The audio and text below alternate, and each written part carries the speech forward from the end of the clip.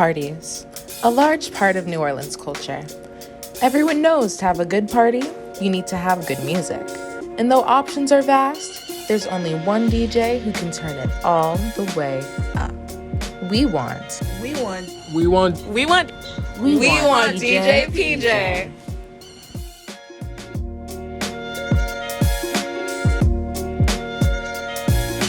So, I'm wondering, what made you get into music? I know your dad, he played the piano, and you started with drums, but Right. But really?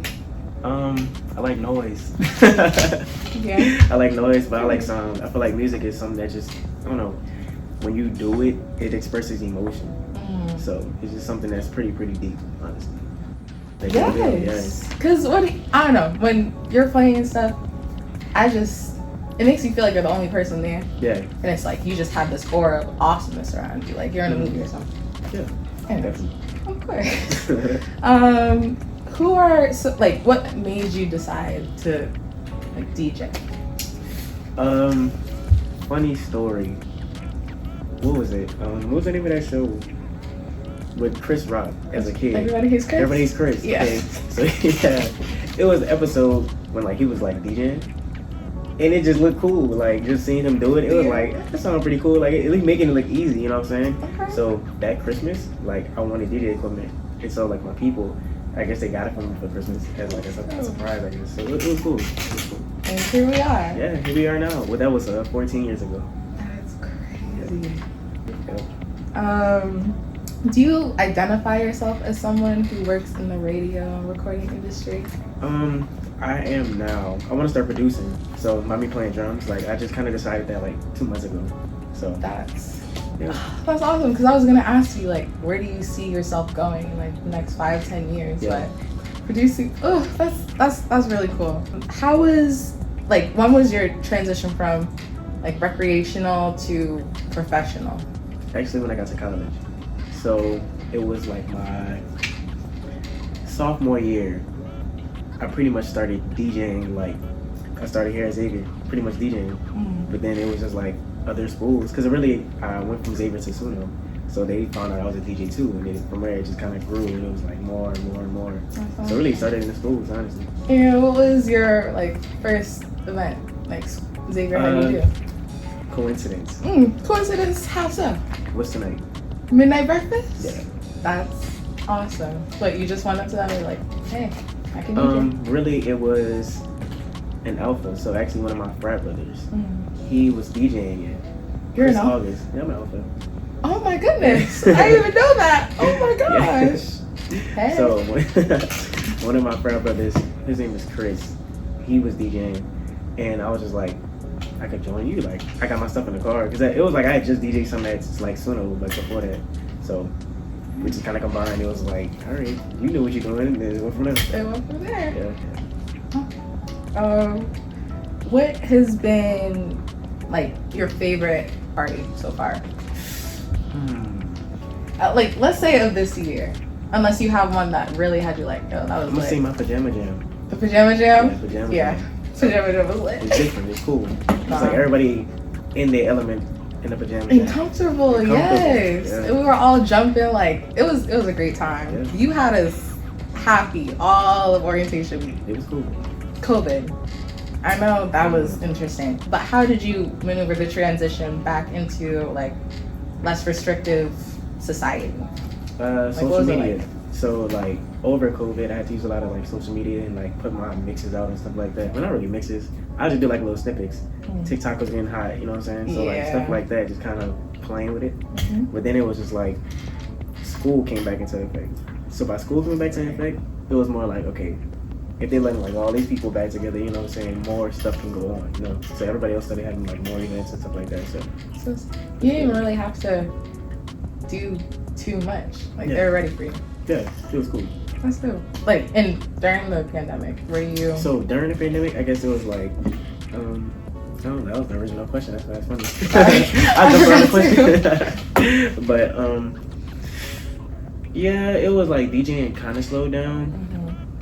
but people having virtual events. That's what I was about to say. So you were one of those. Yeah, one of those like virtual DJs for events, and it's like I had to like get like the setup to make it work and stuff like that. So it was cool. You can't cut.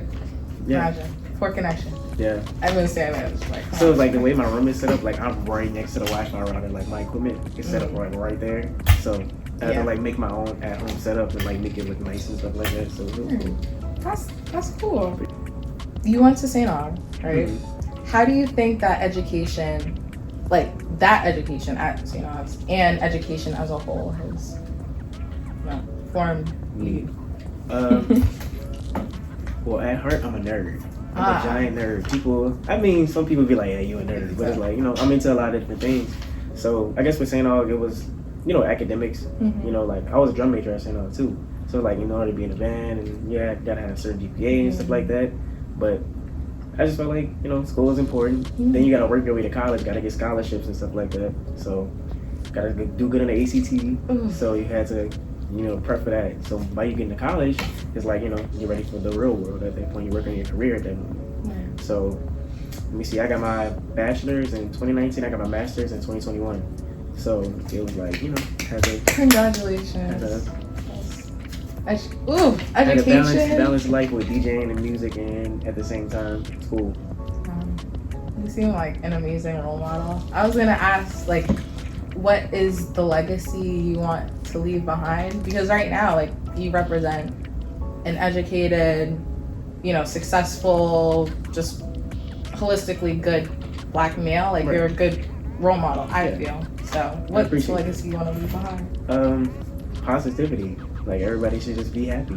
Like, no violence is necessary. Let's all be cool. Let's have fun. You know what I'm saying? Yes. I appreciate that. Of course. So, like, what do you love the most about New Orleans? Your home. About New Orleans? That's crazy. So I've been to a lot of, like, major cities. And it's gonna sound corny. Everybody says there's no place like New Orleans. But, like, New Orleans is just different. Like, you get a little bit of everything. That's very true. I went to Cali a couple times. You go there, you get a lot of like Mexican, you get a lot of like Black, but at the same time, it's like New Orleans has everything in it. Like we have a lot of Cali in us. We have a lot of Florida and Cali, a lot of New York in us. Yeah, everything. You know Massachusetts. Representation's lacking. But it's here though. It is here. So that's awesome. But the food too. I like eating. The food, yeah. Oh my gosh. And the thing is, like, I was nervous because I don't really like seafood like that. I'll have some fish, but catch me in crabs and not like that. Yeah. But I came here. Even the cafeteria food, it's just seasoned so well. Like, to go back to clam chowder, that's gonna be really hard. Chowder. Chowder. But you got to meet. Well, more like he got to meet me. But you were with Nardowick and Rob 49, like with celebrities like that, and you're gonna start producing. Like, are you going to stay in New Orleans? Like, I know these are your roots, but I don't know. Like DJ going global. I like traveling. Where did you travel to? The last place I went to was South Carolina. Went to Winthrop University. And it was pretty cool. I did trap bingo out there, and the crowd was talking. Trap what? Bingo. Trap bingo. Yeah. It was cool. That's really cool. Yeah. Oh, those are my questions. Yeah. Oh, matter of fact, wait, I got something for you. Oh, hold on. For me? God bless you on my knees. Oh my goodness. We want DJ PJ. Yeah. You can follow him on Instagram and Twitter at PJ_WLKR on all platforms and www.pjwalker.com. Well, WLKR.com. Yep. Okay. Word. Thank you so much. Oh my gosh. Definitely.